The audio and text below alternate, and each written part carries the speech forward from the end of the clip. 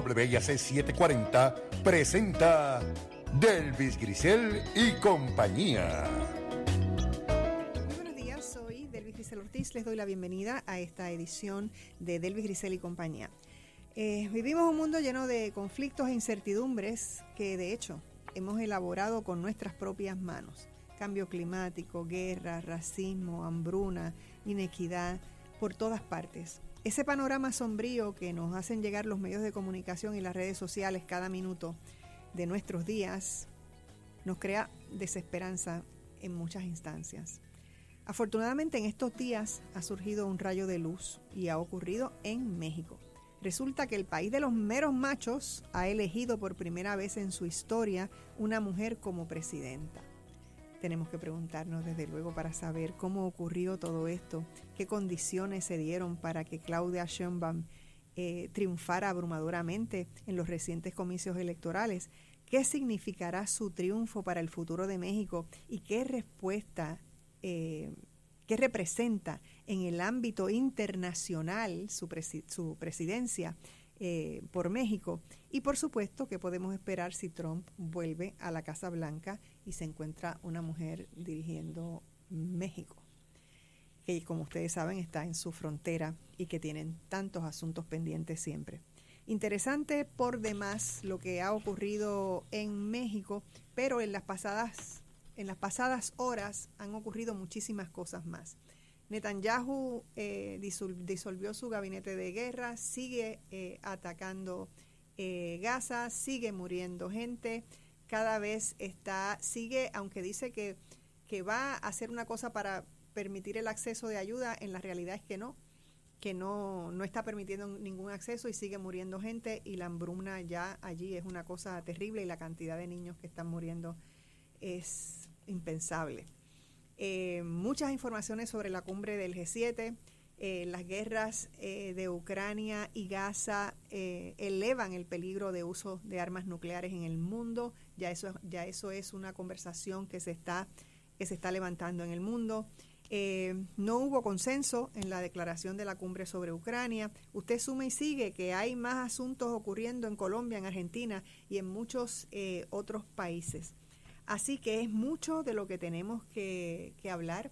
La mesa está servida y hoy el tema de México se lo vamos a soltar de inmediato a un invitado que tenemos desde Boquerón, que estuvo presente en esas semanas, Carlos Rivera Lugo, que está con nosotros desde Boquerón, ha estado en México durante el espacio de los comicios. Fue a otras cosas a México, pero resulta que realmente estuvo en ese espacio. Y mi otro invitado que está aquí, que es José Martínez Borrás, todavía no me sé muy bien el nombre, José Martínez Borrás, que está aquí conmigo. Estamos locos porque nos haga el cuento completo de cómo vivió esto, de qué pasó y qué nos cuenta de cómo sintió ese pulso de la gente en México durante ese periodo eleccionario. Así que he soltado todo este montón de preguntas y ya ustedes ahora comienzan, pero vamos a escuchar a Carlos. Buenos días.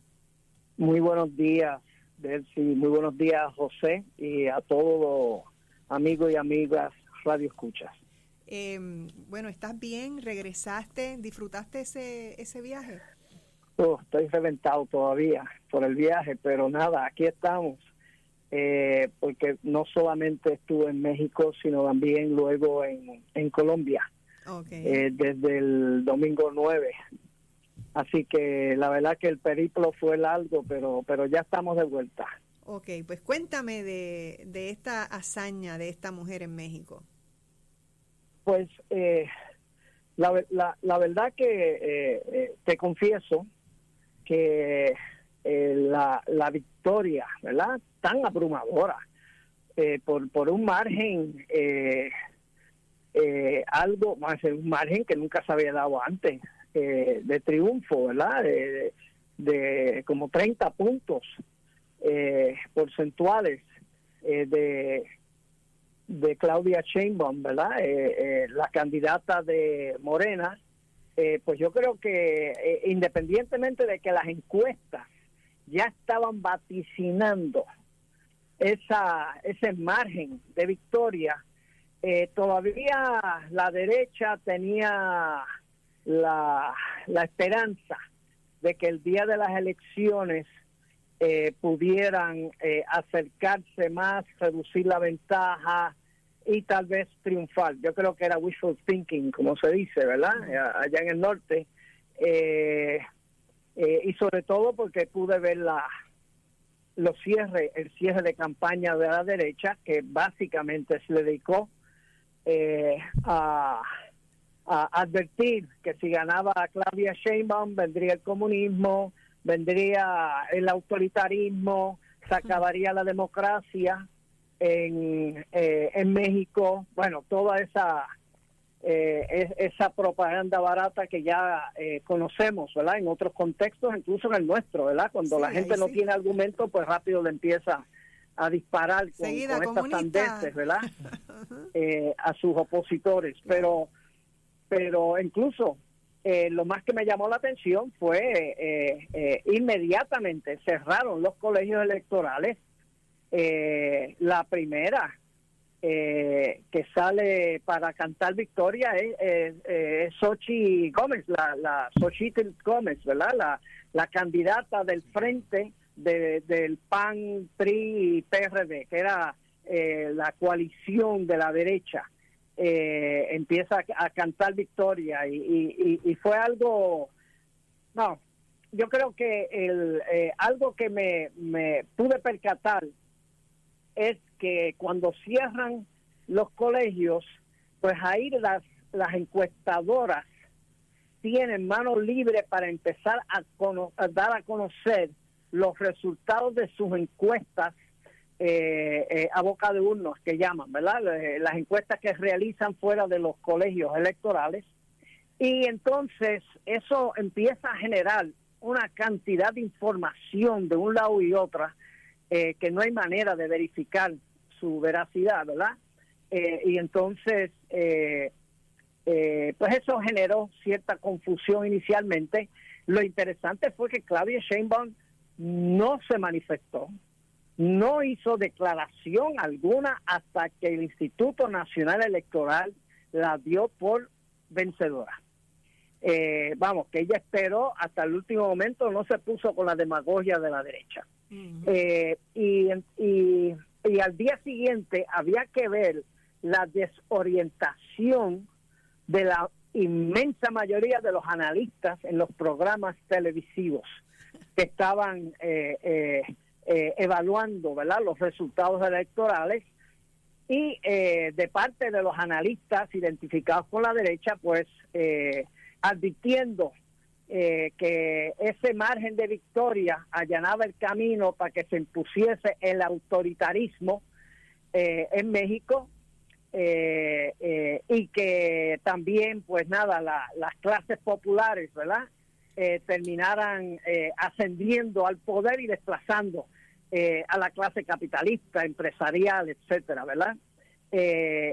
Estaban pero en un estado de alarma en general, porque la derecha quedó prácticamente desbancada.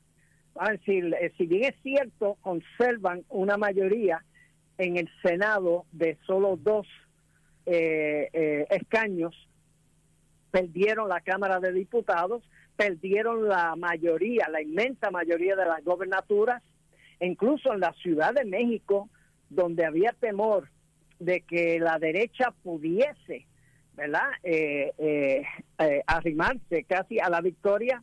Sin embargo, la candidata de Morena, Clara Brugada, obtuvo también como un 50% del voto.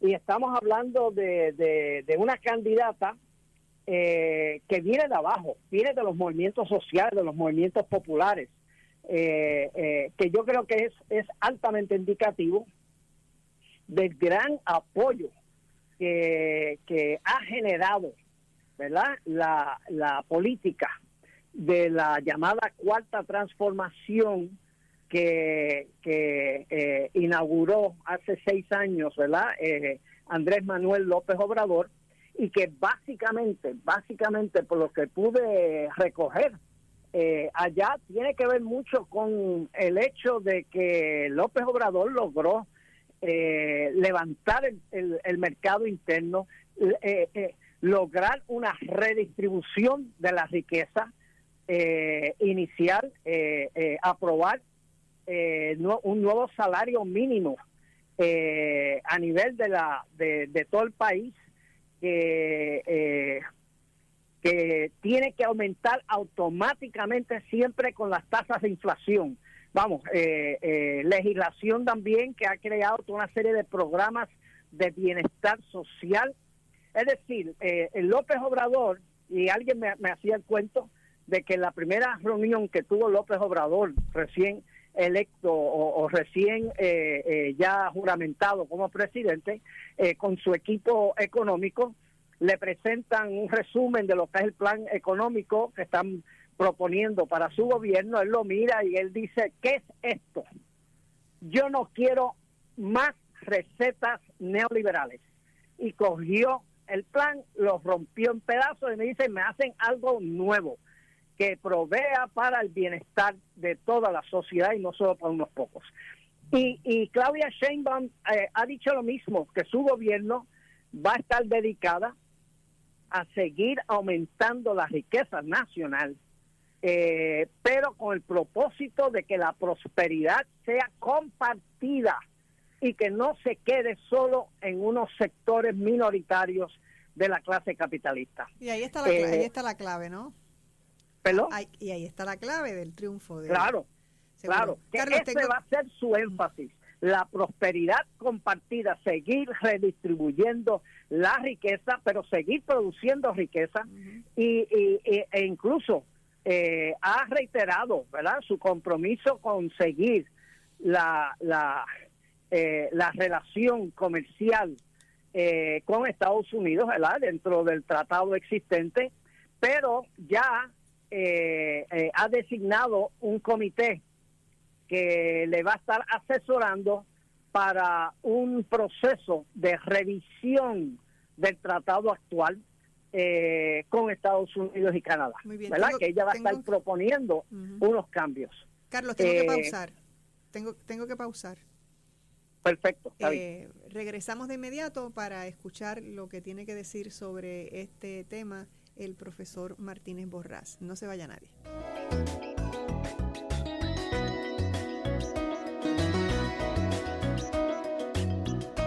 No se retire. En breve regresamos con más de Delvis Grisel y compañía.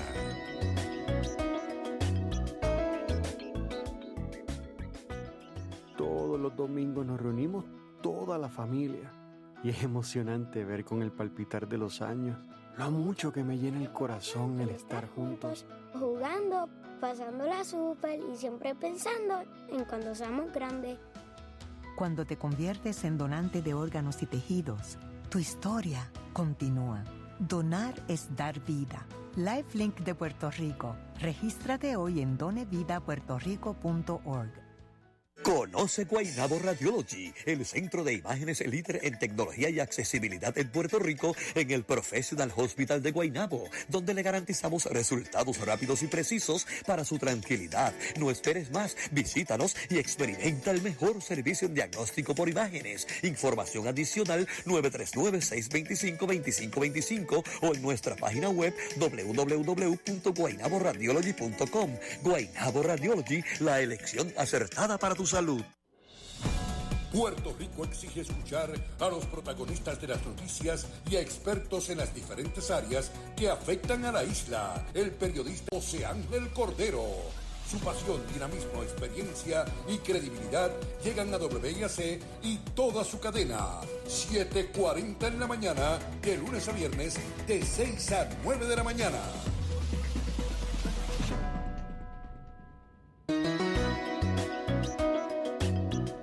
Y ahora regresamos con más de Delvis Grisel y compañía. Estamos de regreso en Delvis Grisel y compañía.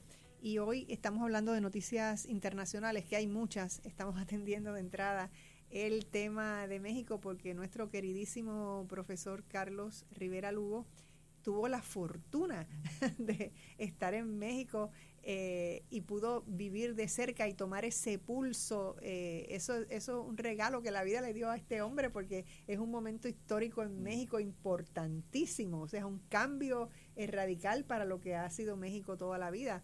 Así que ese momento hermoso nos lo acaba de relatar con toda su sabiduría y todo lo que conoce de eso, y estoy muy agradecida, Carlos. Y ahora quiero escuchar lo que tienes que decir. Sí, no, yo creo que Carlos, ¿verdad?, que estuvo en México, profundizó mucho, ¿no? Para mí yo creo que es importante mencionar que esto es parte, yo creo que de un consenso nacional en México, que es lo que yo creo que evidentemente hace falta aquí en Puerto Rico también, en la cual nos pongamos de acuerdo si realmente qué es lo que queremos hacer, porque estamos en un momento de crisis muy grande, ¿no? Y por eso es que me gusta este ejemplo de México, entre otros ejemplos que yo creo que podemos hablar en otros países que han tenido gran éxito, Bolivia, etcétera, ¿no? Inclusive sé que queremos hablar un poco también del caso de Colombia, pero y en el caso mexicano, o sea, se ponen en términos históricos claramente, ¿no? Es una cuarta transformación, originalmente fue la independencia, las reformas luego importantes con el caso de Benito Juárez, la Revolución Mexicana en 1910 y ahora entonces digamos, este consenso nacional que entonces emerge a raíz de Morena como un movimiento político, social y económico, ¿verdad?, que entonces está tratando de incorporar. Estamos hablando ahora de la pausa, de la importancia de la participación popular, y es un ejemplo, ¿no? Yo creo que lo que el mandato de Sheinbaum presenta, y como una continuación de las políticas de AMLO y de Morena en general, es la reforma que quieren hacer en relación al sistema judicial, ¿no? Y a lo mejor Carlos puede profundizar más en eso. Pero quieren que la gente vote por los jueces. Y entonces se van a hacer toda una serie de asambleas consultivas con la población en todo México en relación a dialogar sobre esto, un poco educar sobre lo que implicaría esa reforma. Y entonces, sin duda, lo que menciona Carlos es cierto, ¿no? No solamente es una victoria, creo que dijo de 30 puntos, etcétera, por lo cual entonces hay un mandato para que entonces se lleven a cabo estos tipos de reformas constitucionales, ¿no? Así que yo creo que es un modelo sumamente interesante lo que estamos viendo. Yo creo que el mandato de AMLO fueron quizás esos primeros 6 años hacia ese nuevo consenso, a que ese consenso tome forma en México. Y entonces hay que ver cómo Claudia Sheinbaum puede entonces realmente pues darle esa continuidad. O sea, es un mandato claro, pues, y tienen 6 años, ¿no? Recordemos que en México pues no hay reelección, y 6 años pues debe ser, un sexenio debe ser lo suficiente, ¿verdad?, para profundizar esas reformas, ¿no? Habiendo dicho eso, ¿verdad?, hay unas situaciones importantes que México tiene que manejar. Una la menciona Carlos, que es definir su relación con los Estados Unidos. Carlos menciona que se habla de posibles reformas al USMCA. Recordemos que el USMCA fue la revisión del NAFTA. Y sabemos el impacto que NAFTA tuvo a través de muchos años en las clases trabajadoras, tanto las mexicanas, el campesinado mexicano y las clases trabajadoras estadounidenses, ¿no? Así es que me parece eso interesante y me gustaría profundizar un poquito más en eso. Ver cuáles son las líneas que quiere seguir la política exterior de Sheinbaum en relación a la relación con Estados Unidos. Y recuerdo que AMLO mismo dijo por la importancia que tiene, ¿verdad? Nosotros no escogemos nuestros vecinos, ¿no? Y es importante entonces que haya una buena relación entre Estados Unidos y México, pero claro, ¿verdad?, siempre y cuando se fomente el comercio justo, etcétera, ¿no? Si es que yo creo que también en términos internacionales es importante pensar cuál va a ser dónde está México, particularmente en el mundo multipolar. Yo creo que ya con AMLO se dieron ciertos indicios, porque con AMLO se promovió una vez más mecanismos de integración regional en América Latina y el Caribe, ¿no? Para todos los efectos, la época neoliberal en México había debilitado mucho esa influencia histórica que tenía la política exterior mexicana en la región, y entonces ya estaba con los últimos gobiernos del PRI, básicamente pues estaba teniendo muy poca influencia en ello, excepto, ¿verdad?, pues me acuerdo que en un momento apoyaron el grupo de Lima, etcétera, que fue un grupo realmente pues para un poco atacar, ¿verdad?, la situación en Venezuela, criticarla y todo eso, ¿no? Pero AMLO ha sido muy importante en revitalizar elementos como la Comunidad de Estados Latinoamericanos y Caribeños. A través de esos foros multilaterales regionales se han podido resolver muchas crisis regionales, Y yo creo que eso tiene que ser una de las miradas de la política exterior de Sheinbaum, incluyendo entonces cuál va a ser el lugar de México en el mundo que ahora está surgiendo, ¿verdad? En este orden internacional multipolar, ¿verdad? Así es que yo creo, me gustaría ver qué opina Carlos en relación a esos temas, ¿no? Pero me parece que México ahora, con esta política de Morena exterior, pues debe jugar un papel importante en la regionalización de América Latina y el Caribe y en encontrar el lugar de México en ese sistema multipolar. Carlos, tu pensamiento. Sí, siguiendo por la línea que me pide José, ¿verdad? Que continúe lo de Estados Unidos. Yo creo que Claudia Sheinbaum está consciente de que ella llega a la presidencia en un momento en que el norte empieza a desglobalizarse. El norte empieza a asumir posturas de nacionalismo económico que son contrarias a la lógica y toda la filosofía de lo que es el tratado, ¿verdad? Que une comercialmente, ¿verdad? En un solo mercado a Estados Unidos, Canadá y México. No solo eso, sino las medidas que el propio Biden, ¿verdad?, ha tomado, similar a la de Trump, para detener la inmigración, ¿verdad? La migración de mexicanos hacia el mercado laboral de Estados Unidos, algo que ya empieza a tener efectos también en la propia economía norteamericana, que depende de esa mano de obra en muchos sectores, especialmente en el estado de California, ¿verdad? Así que ella enfrenta una coyuntura donde incluso no solo Biden ha anunciado que cierra la frontera hasta nuevo aviso, ¿verdad?, para conceder asilos o acomodos, ¿verdad?, para fines de trabajo de los mexicanos en Estados Unidos, sino también anunció que iba a prohibir la importación de los carros chinos que se están produciendo en México. Ya es que ya el proteccionismo arropa la política económica internacional de Estados Unidos en estos momentos, e incluso su política industrial, donde Estados Unidos ha asumido unas posturas contrarias a lo que eran todas las lógicas de la globalización, para prohibir inversiones desde el exterior en toda una serie de sectores de la economía de Estados Unidos. Vamos, que yo creo que Sheinbaum en ese sentido va a tener un gran reto, ¿verdad? En relación a cómo ella maneja todas esas nuevas contradicciones que le van surgiendo a la relación económica estrecha, que es indudable que es estrecha, ¿verdad?, que hay entre México y Estados Unidos. Y que la Sheinbaum no está en condiciones ni se plantea romper, ¿verdad?, con esa relación, porque estamos hablando de un país como México que tiene una parte sustancial de su población viviendo y trabajando en Estados Unidos. Es un poco como la situación nuestra, ¿verdad? Yo no creo que sea tan dramática como el caso nuestro, donde en estos momentos 60% de los puertorriqueños residen en Estados Unidos y solo el 40% están aquí en la isla, pero es una realidad que no pueden negar, además que de allá todos esos mexicanos que están laborando allá, ¿verdad?, hacen continuamente transferencias económicas, ¿verdad? Ahora, transferencias económicas obviamente a sus familias en México.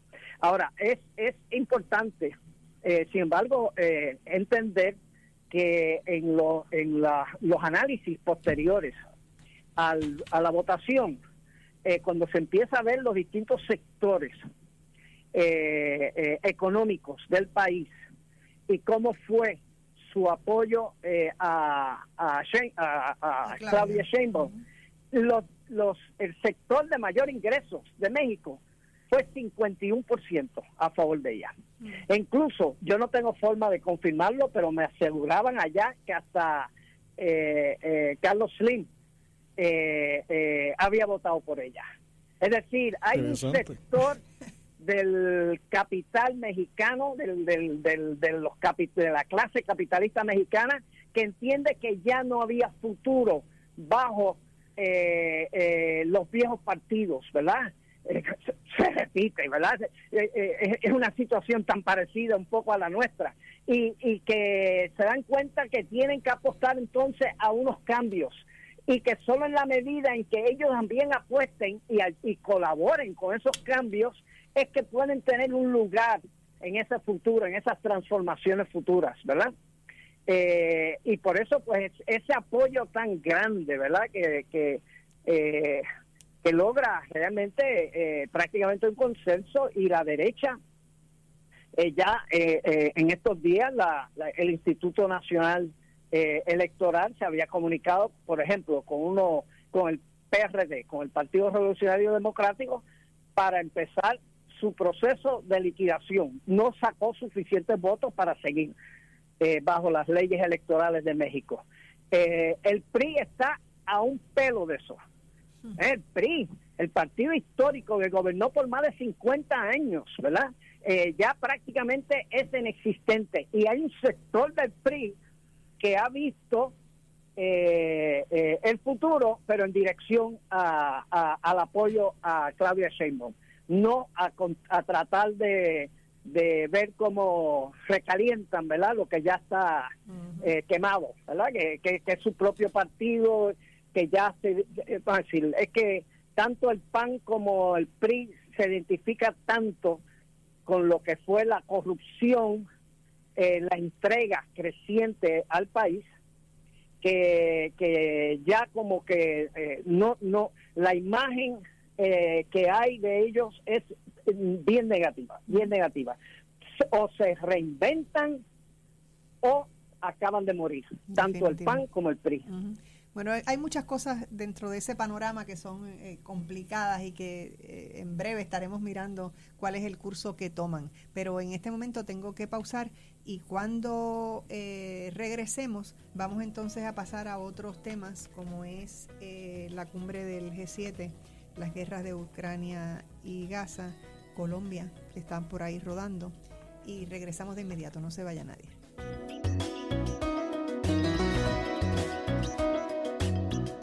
No se retire. En breve regresamos con más de Delvis Grisel y compañía.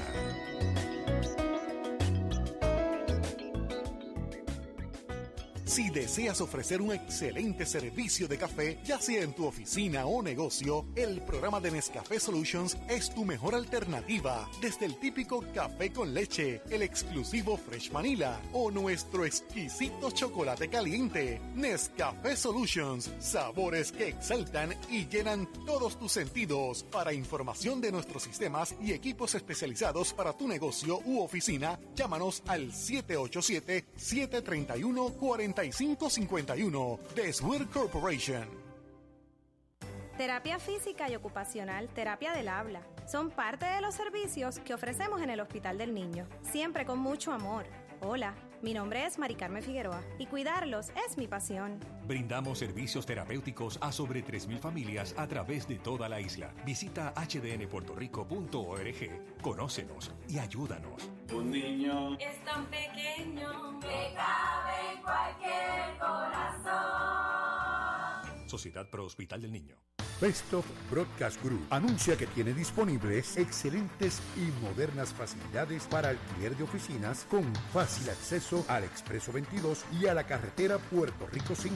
Las mismas cuentan con amplio estacionamiento y están localizadas en Final Marginal de La Goya, frente al Expreso 22, entrando por Roger Electric, calle Alan Mejía Final, en Bayamón.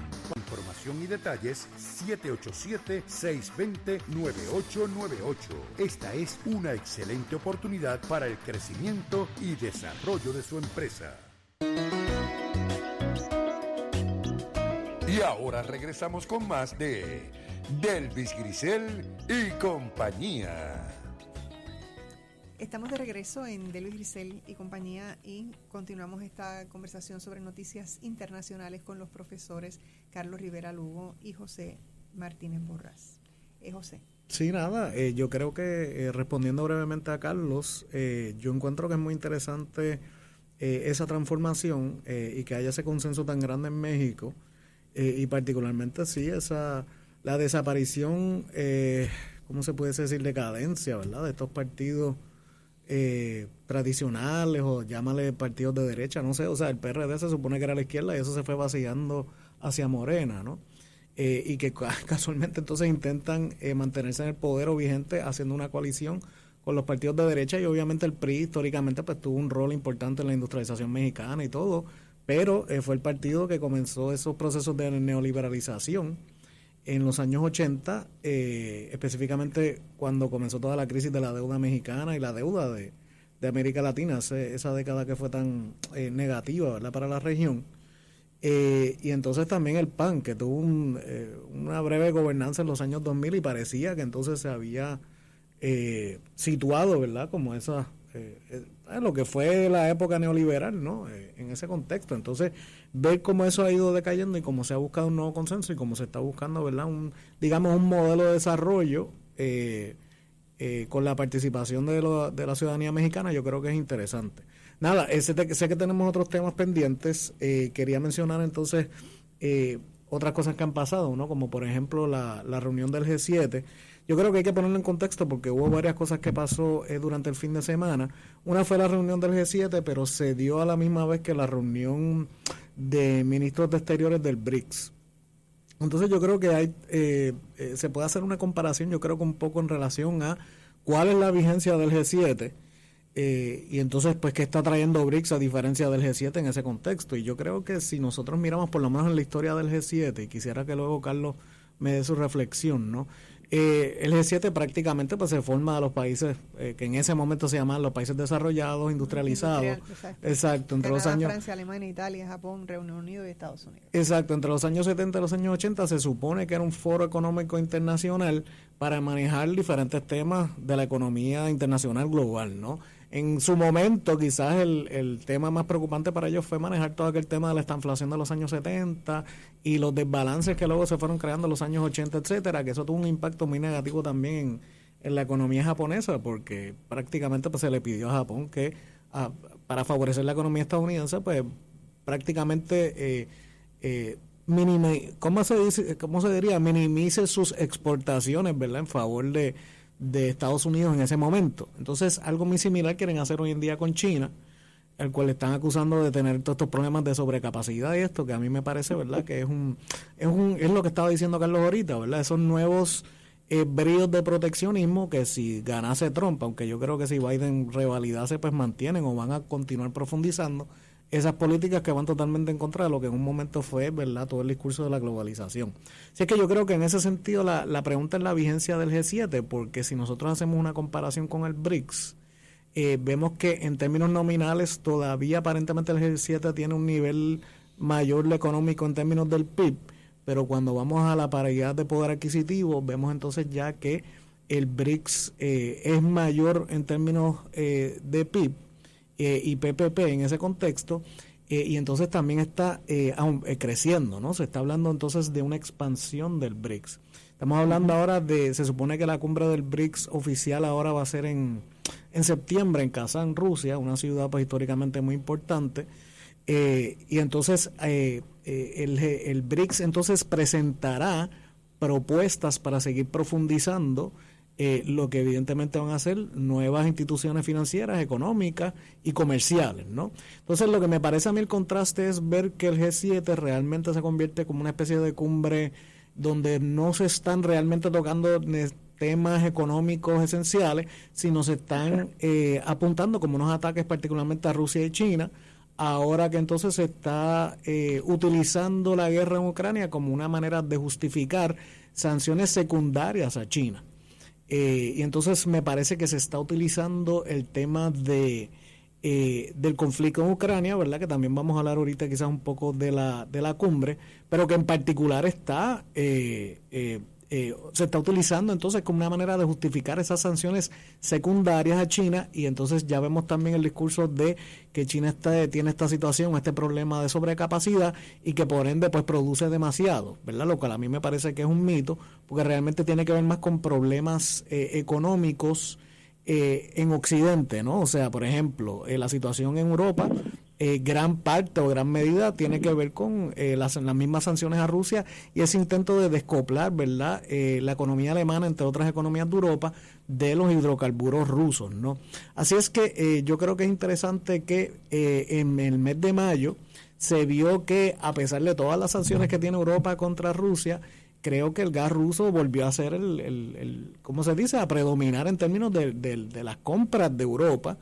Y entonces disminuyó el estadounidense, aunque creo que ahora va a volver, ¿verdad?, el estadounidense a hacer las compras principales europeas, ¿no?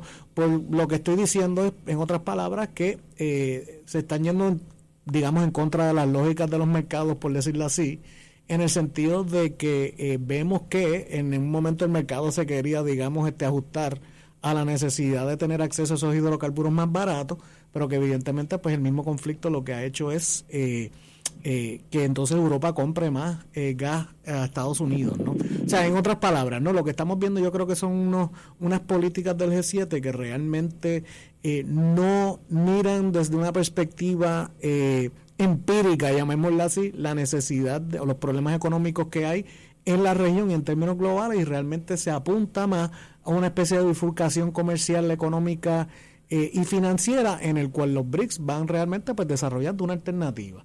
Nada, y ver qué piensa Carlos al respecto. Carlos.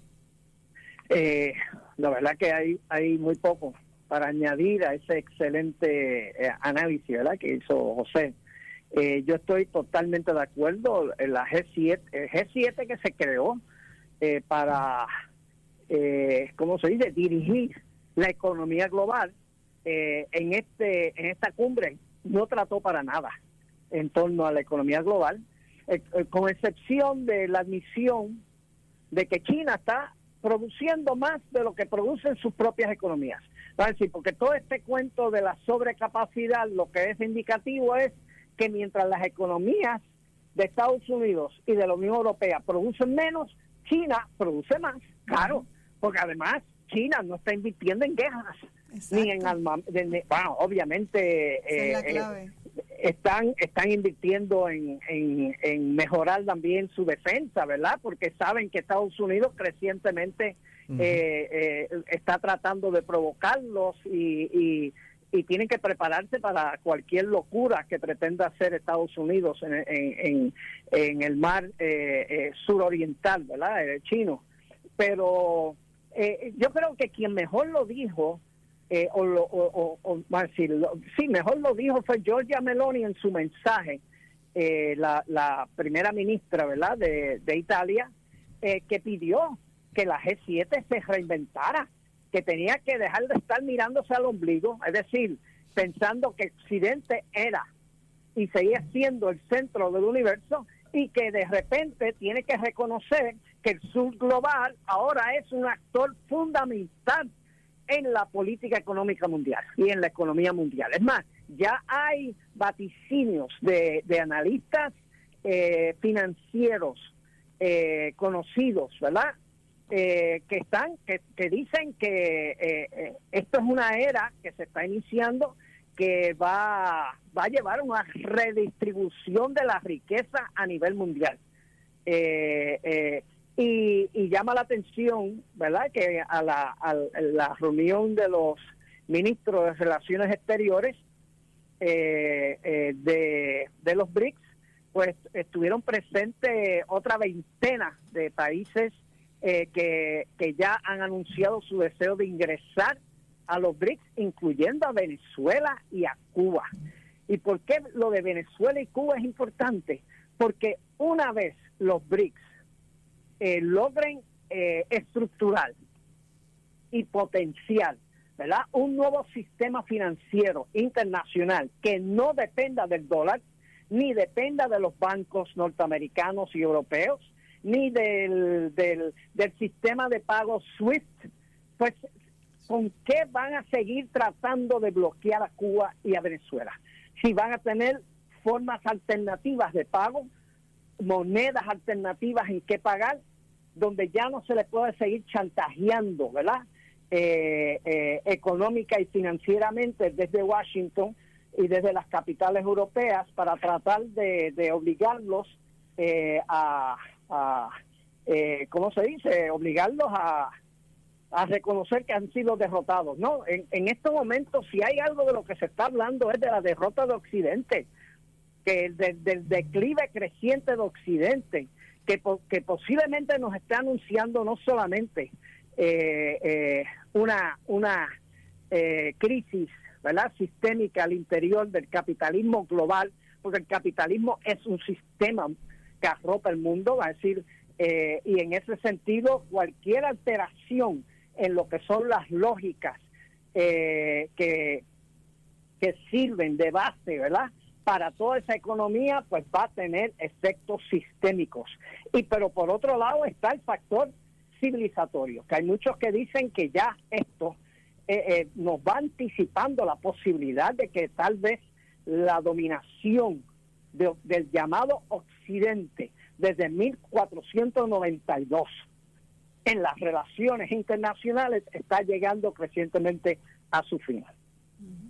Bueno, voy a aprovechar para el mundo sigue girando, aunque he leído en algunos sitios que está un poquito más lenta la Tierra girando, pues no, aquí adentro suena como que está en un punto sí, la historia continúa, ¿no? Exactamente, y en unos puntos realmente muy, muy acelerados y que dan mensajes importantes de por dónde va la humanidad en términos de su pensamiento.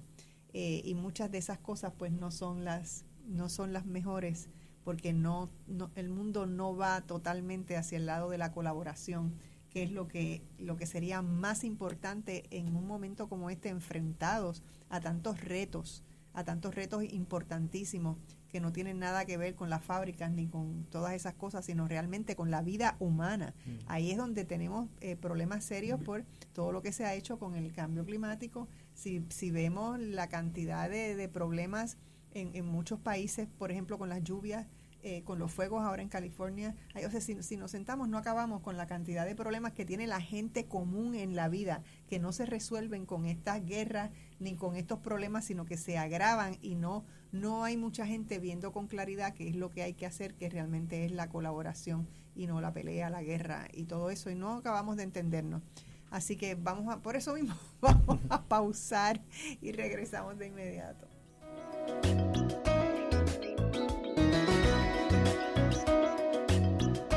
No se retire. En breve regresamos con más de Delvis Grisel y compañía.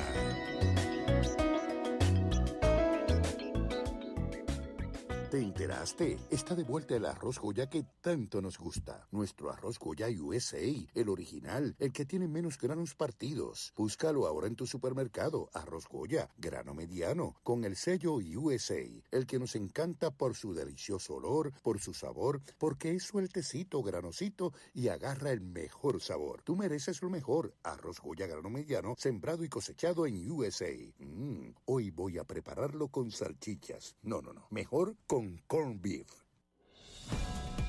Esto fue lo que sucedió hoy en 7:40 en la mañana con José Ángel Cordero. Nos acompaña el presidente de la Central General de Trabajadores, José Adrián López. Gracias por estar con nosotros, bienvenidos. Esta negativa del patrono lleva más tiempo. Sí, correcto.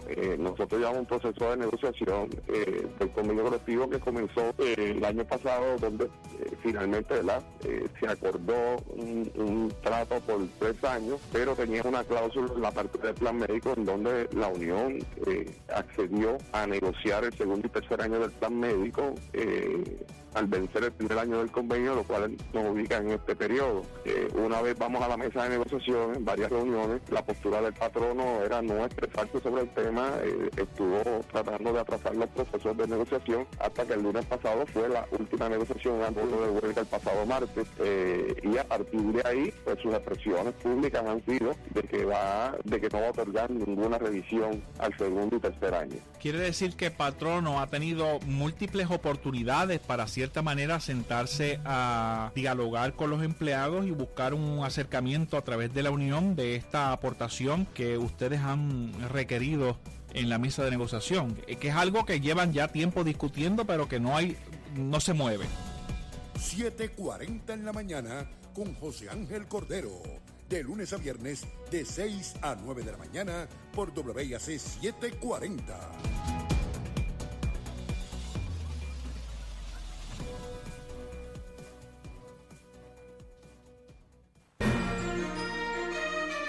Ángel Oliveras, Héctor Iván Díaz y Moraima Rivera unen sus voces y experiencia a un grupo de profesionales para traerles Punto por Punto, de lunes a jueves a las 12 del mediodía, por aquí, por WIAC 740 San Juan, WISA en Isabela y WIAC en Cabo Rojo, y en internet por www.wiac740.com.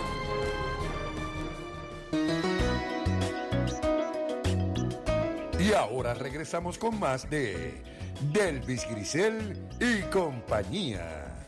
Estamos de regreso en Delvis Grisel y compañía, ya en el último segmento de este programa. Tenemos tantos y tantos temas que de aquí para adelante no nos va a dar tiempo a hablar de todo lo que teníamos en calendario porque es realmente demasiado. Pero como ustedes saben que siempre una vez a la semana tenemos internacionales, pues seguiremos. Lo que se nos quede hoy lo seguiremos en otro momento.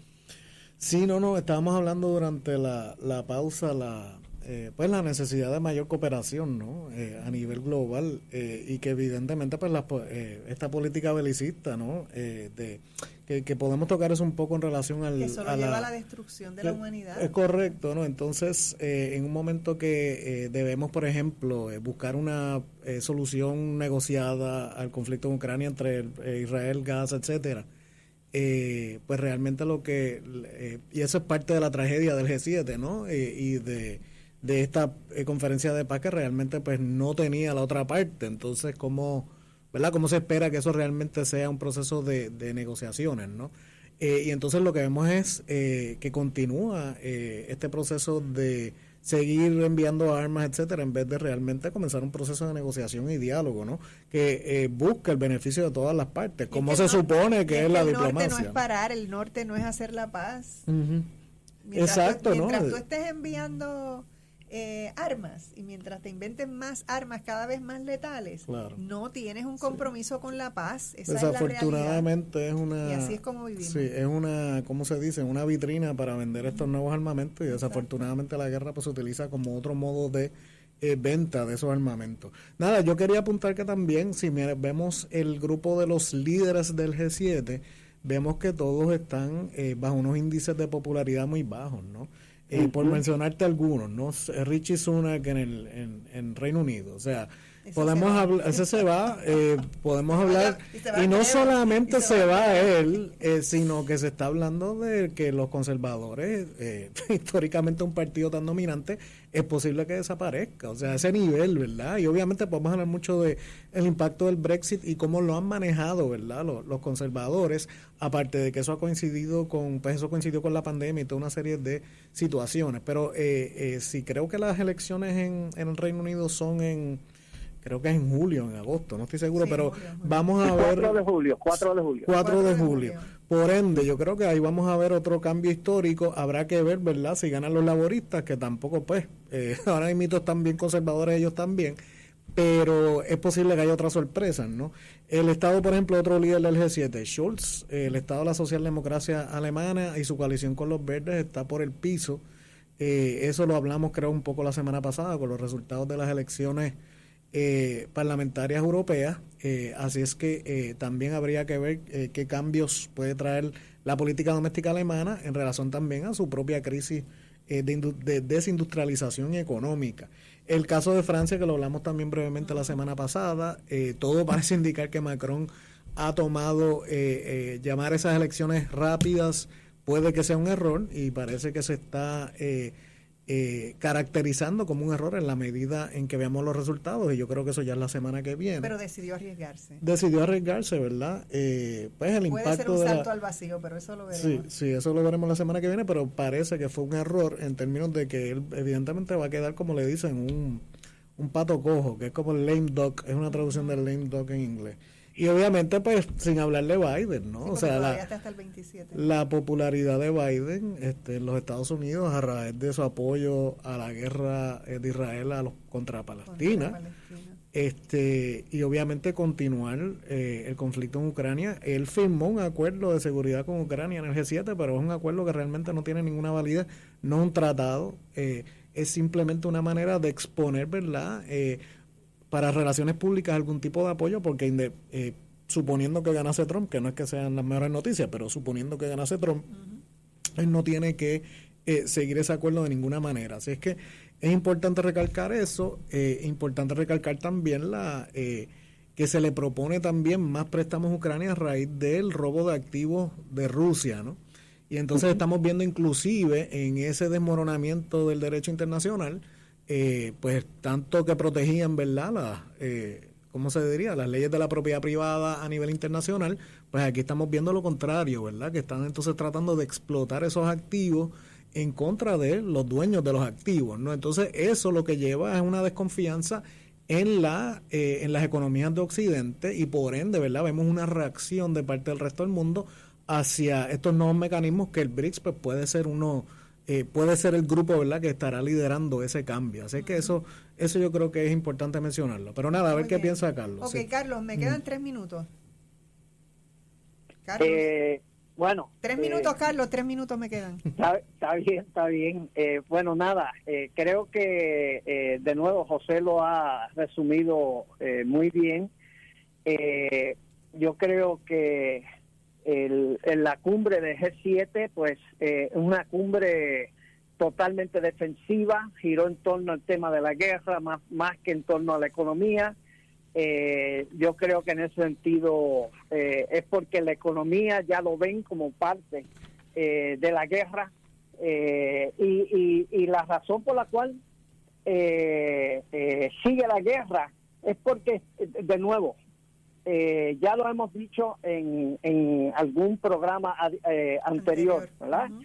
Estados Unidos ha caído en la trampa de Tucídides, ¿verdad? Tucídides, el famoso historiador griego sobre las guerras del Peloponeso, y entonces, y la trampa de Tucídides, que nos dice que las grandes potencias hegemónicas históricamente, ¿verdad?, cuando han entrado en declive, tratan de detener su declive por medio de la guerra.